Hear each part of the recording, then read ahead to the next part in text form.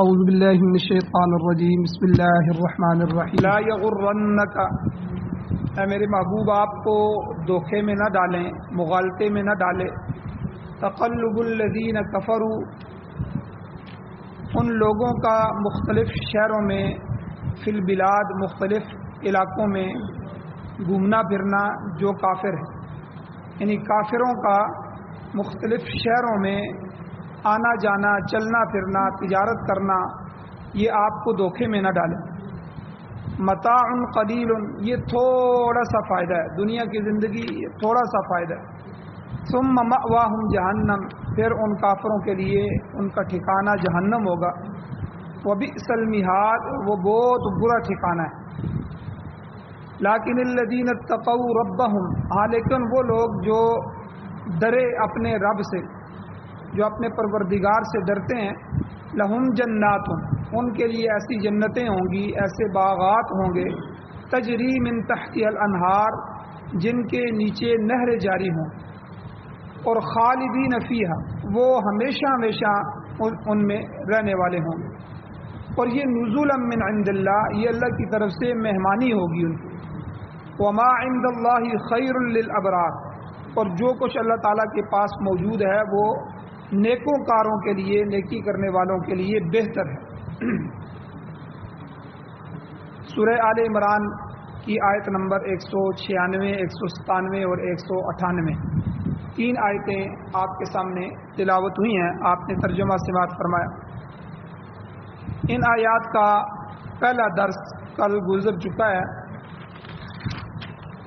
آج دوسرا درس ہے، اور کل کے درس کا خلاصہ یہ ہے کہ حضور علیہ الصلوۃ والسلام کو مخاطب کر کے اللہ تعالیٰ نے فرمایا کہ اے میرے محبوب، اور حضور کے واسطے سے پھر ساری امت کو مخاطب کیا کہ یہ جو لوگ دنیا میں کافر ہیں اور خوشحالی کے اندر مبتلا ہیں، حالانکہ اللہ کے نافرمان ہیں، گناہوں کے اندر بھی ہیں، اور دنیا میں آپ دیکھتے ہیں کہ وہ خوشحال زندگی بسر کر رہے ہیں، بہترین مکان ہیں اور اعلیٰ سواریاں ہیں، کارخانے ملیں اور فیکٹریاں ان کی ہیں، مربع جاگیریں اور جائیدادیں ہیں، مال و دولت کی فراوانی ہے، مگر ایمان نہیں ہے، نیکی سے اور ایمان سے محروم ہیں، اللہ کی وحدانیت پر ایمان نہیں رکھتے، نہ آخرت کی انہیں کوئی فکر ہے۔ فرمایا ایسے لوگوں کے متعلق یہ گمان نہ کر بیٹھنا کہ شاید یہ اچھے لوگ ہیں اس لیے اللہ نے ان کو دے رکھا ہے، ایسی بات نہیں۔ اور دنیا کی جو ناپائیداری ہے جو حضور علیہ الصلوۃ والسلام نے بیان فرمائی، وہ بھی کل کے درس میں گزر چکی ہے۔ آج کے درس میں کہ لا یغرنک، آپ کو مغالطے میں نہ ڈالے، آپ کو دھوکے میں نہ ڈالے، یہ صیغہ واحد مذکر حاضر کا ہے۔ تو اب جو قرآن مجید کا طرز تخاطب ہے، یعنی کسی کو مخاطب کرنے کا انداز ہے، یہ بڑا عجیب ہوتا ہے۔ قرآن پاک سب سے جو بڑا آدمی ہوتا ہے اس کو مخاطب کرتا ہے۔ جیسے اپنے بیٹوں میں سے کسی کی اصلاح کرنی ہو تو جو فرما بردار ہوتا ہے بندہ بعض دفعہ اس کو مخاطب کر کے ایک بات کہتا ہے، حالانکہ وہ ایسا کرتا نہیں ہے، تو لیکن اس کو مخاطب کر کے یہ سمجھایا جاتا ہے کہ جب اس کے لیے اس میں گنجائش نہیں ہے، جو ایسا نہیں کرتا، تو جو کر رہے ہیں ان کے لیے اس میں کہاں گنجائش ہے۔ تو یہاں بھی حضور علیہ السلام کو مخاطب کیا گیا کہ آپ مغالطے کا شکار نہ ہو جائیں کہ کافر لوگ اللہ کے محبوب ہیں۔ حالانکہ ظاہر ہے کہ نبی صلی اللہ علیہ وسلم کی ذات کے متعلق یہ گمان نہیں کیا جا سکتا کہ حضور صلی اللہ علیہ وسلم کو کبھی شک بھی گزرا ہو کہ کافر اللہ کے محبوب ہیں، حضور تو یہ نہیں سمجھتے تھے۔ لہذا اس خطاب کا مطلب یہ ہے کہ یہ خطاب تو آپ سے ہی ہے، مگر بات ساری امت کو بلکہ ساری انسانیت کو سمجھائی جا رہی ہے کہ کفار کی ظاہری شان و شوکت کو دیکھ کر کہیں تم غلط فہمی میں مبتلا نہ ہو جانا کہ وہ حق پر ہیں یا اللہ کے محبوب ہیں۔ تو اس قسم کا جو طرز تخاطب ہے قرآن کا، وہ مختلف مقامات پر بھی آیا ہے قرآن مجید میں۔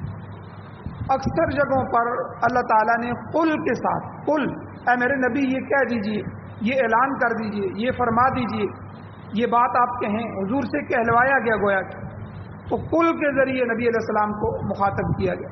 قل یا ایھا الکافرون، قل ھو اللہ احد، قل اعوذ برب الفلق، قل اعوذ برب الناس. تو یہ قل کے ساتھ جو ہے تو مگر اس سے مقصود جو ہے وہ تمام تر متعلقین کو سمجھانا ہوتا ہے، جتنے بھی قیامت تک آنے والے انسان. جیسے مثال کے طور پر ایک مقام پر حضور علیہ السلام سے خطاب فرمایا، اللہ نے کہا لا تطع الکافرین، آپ کفار کی اطاعت نہ کریں. حالانکہ آپ علیہ السلام کی جو ذات والا صفات ہے اس کے متعلق تو دور تک بھی یہ گمان نہیں کیا جا سکتا کہ حضور جو ہے وہ کافروں کی اطاعت کریں گے، ایسا ہو نہیں سکتا. مگر مقصد یہاں بھی عام اہل ایمان کی ہدایت ہے کہ جب حضور کے لیے ضابطہ یہ ہے تو اے لوگوں تم تو کوئی چیز نہیں ہو. تو ہم اپنے محبوب کو یہ کہہ رہے ہیں کہ ہمارے جو دشمن ہیں، کفار ہیں، ان کے پیچھے نہیں چلنا، آپ نے ان کی اطاعت نہیں کرنا. تو اسی طرح سورۃ الکوثر میں آتا ہے، اللہ تعالیٰ فرماتے ہیں فَصَلِّ لِرَبِّكَ وَانْحَرْ، اے میرے پیغمبر آپ اپنے رب کی نماز پڑھیں اور قربانی کریں. تو یہ صیغہ واحد استعمال ہوا ہے. تو یہ حکم صرف اللہ کے نبی کی ذات کے لیے نہیں ہے کہ بھئی یہ تو صرف اللہ کے نبی کو کہا جا رہا ہے آپ نماز پڑھیں اور قربانی دیں، نہیں، بلکہ اس ساری امت کو نماز اور قربانی کا حکم دیا گیا. اور اسی طرح اگر یہ خطاب حضور علیہ السلام کی ذات تک ہی محدود سمجھا جائے تو اس کا مطلب یہ ہوگا کہ آپ کو یہ بات تاکید کے طور پر کہی جا رہی ہے. اگر یہی سمجھا جائے کہ حضور کو کہا جا رہا ہے تو پھر تاکیداً کہ دیکھیں کافروں کے متعلق کسی غلط فہمی میں نہ پہلے آپ کبھی مبتلا ہوئے ہیں نہ آئندہ ہوں. یہ نہیں، اس کا مطلب پھر یہ ہوگا پہلے آپ کبھی بھی اس میں مبتلا نہیں ہوئے لیکن آپ آئندہ بھی ایسے مبتلا نہیں ہونا، ان کی وجہ سے آپ دھوکے میں نہیں آتے. تو اس قسم کی تاکیدیں بھی قرآن مجید میں دوسری جگہ آئی ہیں. مثلا حضور علیہ السلام کو ایک جگہ فرمایا لئن اشرکت لیحبطن عملک، اے میرے محبوب اگر آپ شرک کریں گے تو آپ جو ہے آپ کے عمل بھی ضائع ہو جائیں گے. حالانکہ حضور علیہ السلام شرک نہیں کر سکتے، اور ہمارا یہ عقیدہ ہے کہ تمام انبیاء کرام جتنے بھی گزرے ہیں وہ سارے کے سارے معصوم ہیں. نبی کی ذات سے شرک تو دور کی بات، شرک کے شائبے بھی نہیں ہوتا، ایک شبہ بھی نہیں ہوتا کہ نبی شرک کر سکتا ہے. مگر تاکید کے طور پر اس قسم کا خطاب کیا گیا کہ آپ ہمیشہ شرک سے بیزار رہے ہیں، لہذا آپ آئندہ بھی اس سے بچتے رہیں، یہ مراد. تو بعض مفسرین یہ فرماتے ہیں کہ یہ جو خطاب حضور کو فرمایا گیا یہ خطاب عام ہے، ہر اس مخاطب کے لیے جو حق کا طلبگار ہے اور حقیقت تک پہنچنا چاہتا ہے. تو گویا کہ جو طالبان حق ہیں، حق کو طالب ہیں، ان کو یہ بات سمجھائی جا رہی ہے کہ کافروں کی خوشحالی دیکھ کر غلط فہمی میں مبتلا نہ ہو.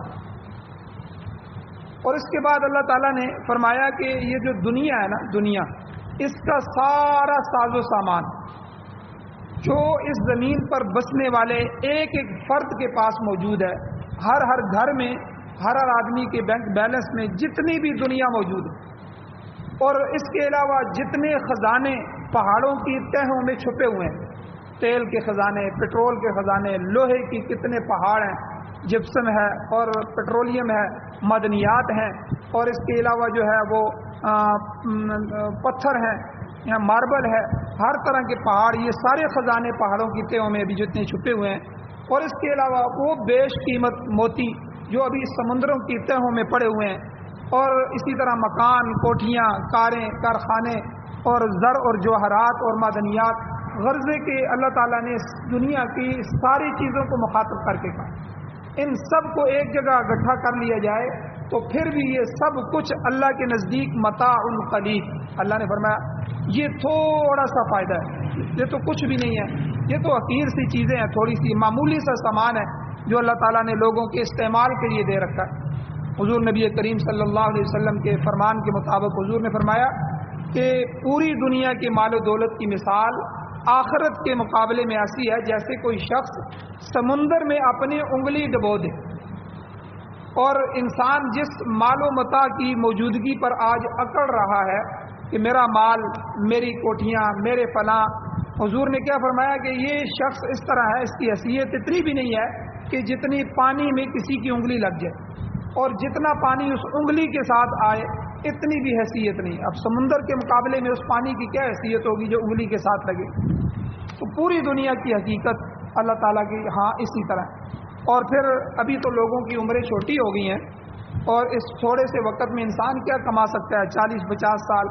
یہ ہمارے جو بزرگ تھے ان کی عمریں 100, 110, 120 سال تھی، لیکن ابھی جو آنے والی نسلیں ہیں ان کی عمریں اور کم ہو گئی ہیں، 60-70 سال، 60-70 سال. تو پہلے زمانے میں لمبی لمبی عمریں ہوتی تھیں لوگوں کی، اور انہوں نے بہت زیادہ مال و دولت کی اکٹھا کیا. تو آپ حضرت نوح علیہ السلام کو دیکھیں، حضرت ادریس علیہ السلام کا زمانہ دیکھیں، بلکہ حضرت ابراہیم علیہ السلام تک جو ہے ان کے دور تک لوگوں کی عمریں لمبی لمبی ہوتی تھی، 300 سال، 500 سال، 1000 سال عمر ہوتی تھی، لمبی عمریں ہوتی تھی. پھر آہستہ آہستہ یہ عمریں کم ہونی، بلکہ حضرت ابراہیم علیہ السلام کے زمانے تک لوگوں پر بڑھاپا بھی طاری نہیں ہوتا تھا، بڑھاپا نہیں ہوتا تھا، بوڑھے نہیں ہوتے تھے. پھر اس کے بعد بڑھاپا آنے لگا، اس کے آثار آنے لگے. حضرت ابراہیم علیہ السلام جو ہے سب سے پہلے سفیدی بالوں کی ان کے داڑھی مبارک میں آئی. تو کہنے کا مقصد یہ ہے کہ اب تو پوری دنیا پر بڑھاپا طاری ہو گیا ہے. ابتدائے دنیا سے لے کر جب سے اللہ نے دنیا کو بنایا تو آج تک، بلکہ آخر تک جتنا بھی مال و متاع ہے اس سب کی حیثیت اللہ نے اس آیت میں بیان فرمائی کہ آخرت کے مقابلے میں اس کی کوئی حیثیت نہیں.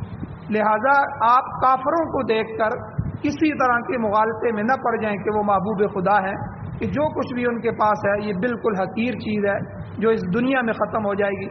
اور پھر وہ جب آخرت کی منزل میں قدم رکھیں گے، جب کافر آخرت میں جائیں گے پھر کیا ہوگا؟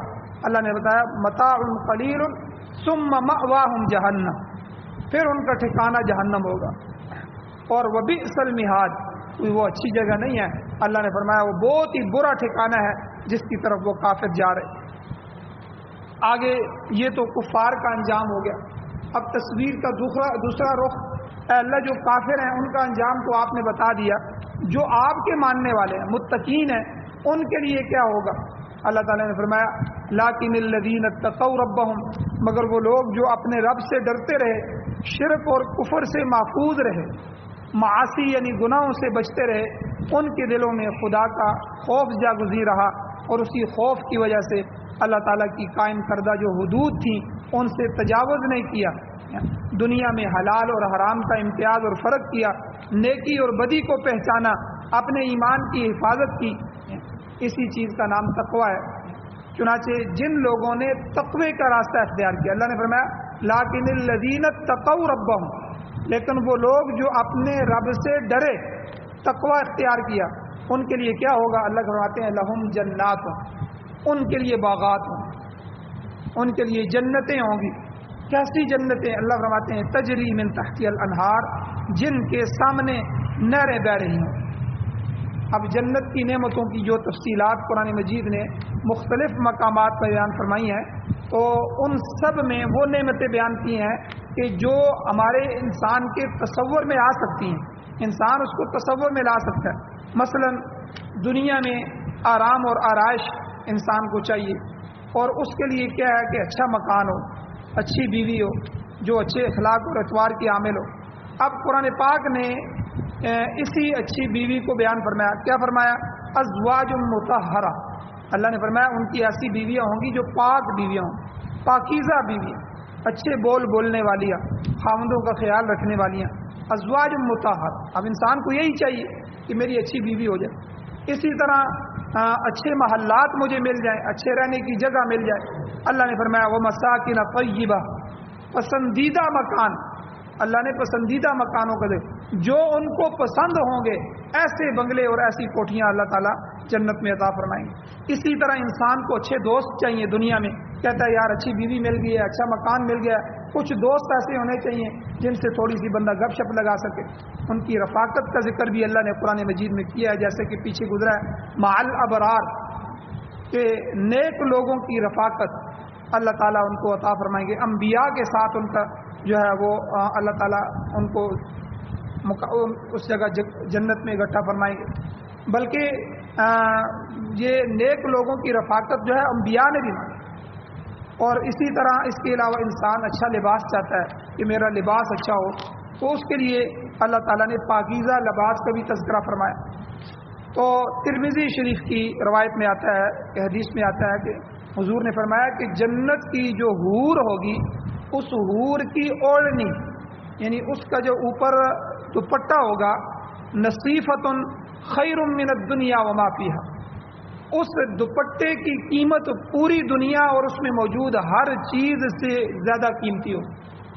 यानी एक दुपट्टे की इतनी कीमत होगी कि पूरी दुनिया वमा फ़ीहा, जो कुछ दुनिया में है इस सब की कीमत लगाई जाए तो वो उसकी कीमत को नहीं पहुंच सकती। इसी तरह आखिरत का मालो मता और आराम व आसाइश इस दुनिया के मुकाबले में लामादूद, कोई हद नहीं होगी उस जन्नत में नेमतों।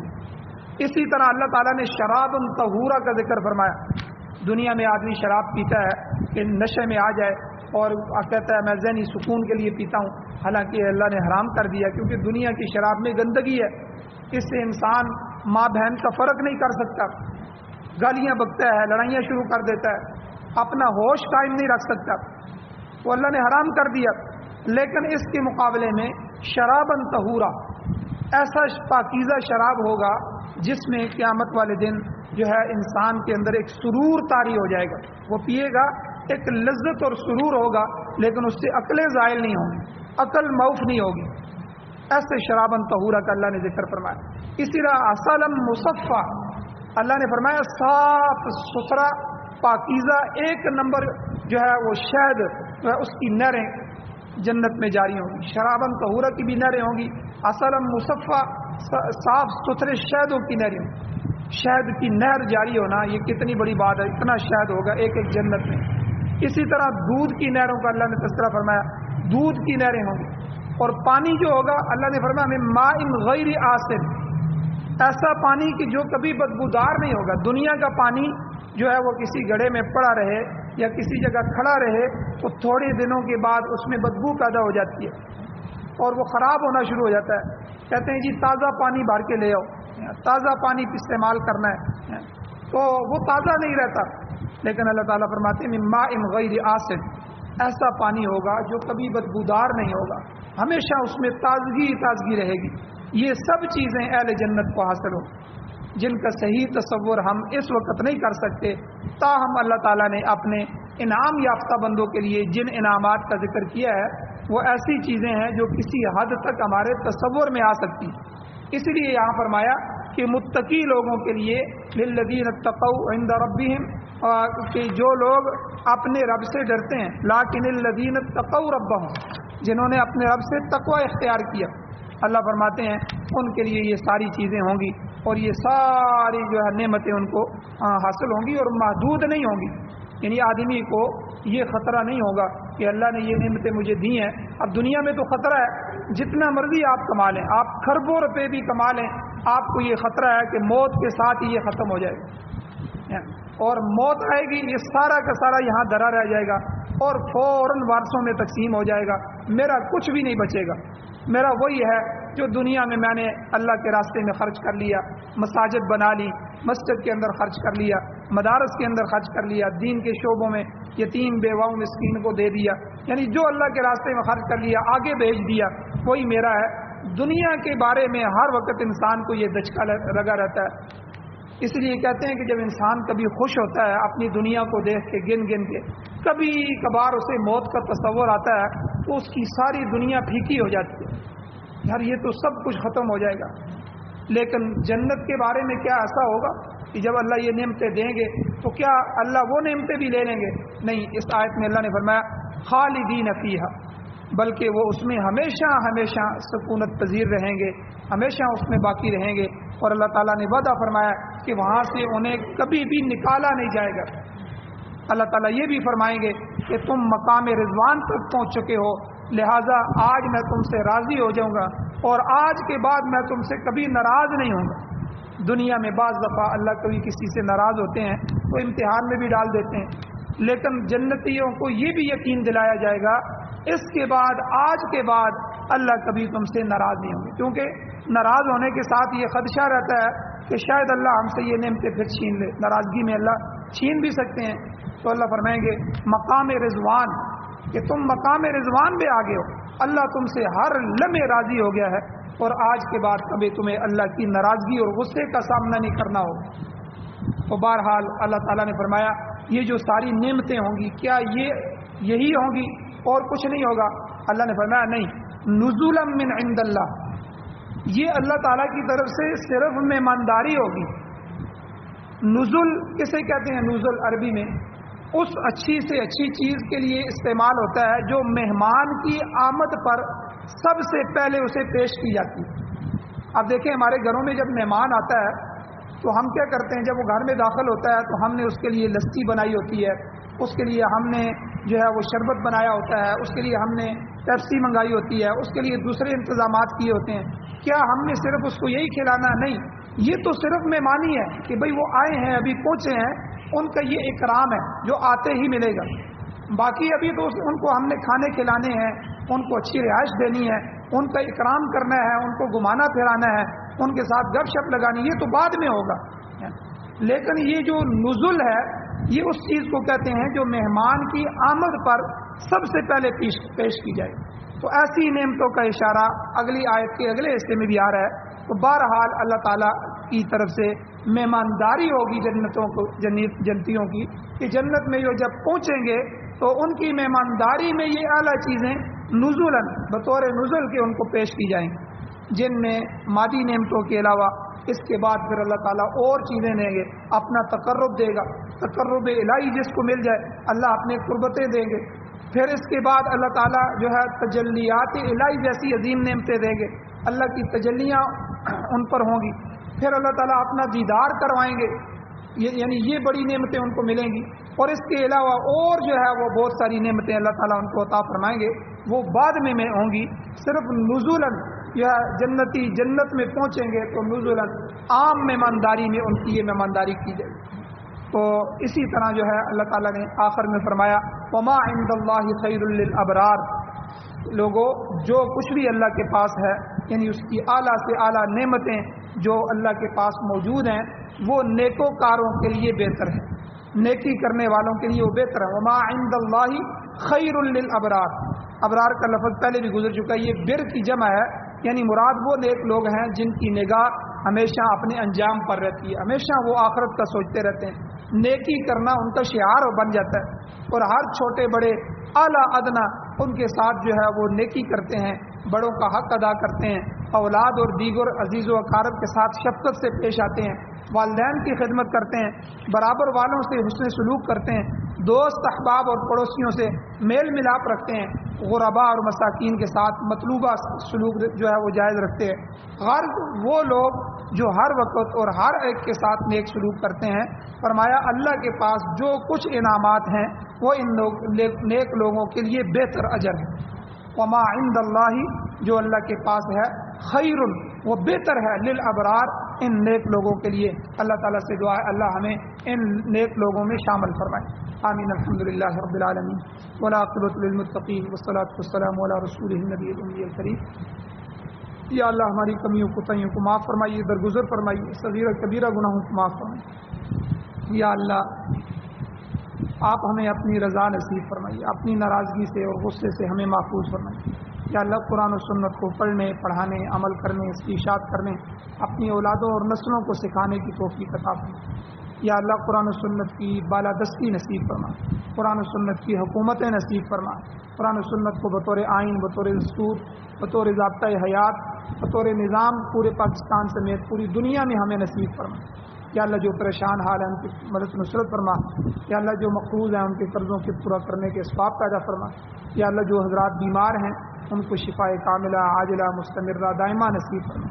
یا اللہ جو حضرات اس دنیا کو ایمان کی حالت میں چھوڑ چکے ہیں یا اللہ ہم سب کی بخشش فرما. اب اللہ ہم سب کا خاتمہ ایمان پر فرما. صلی اللہ تعالیٰ علی خیر خلقہ محمد وآلہ وصحبہ اجمعین برحمتک یا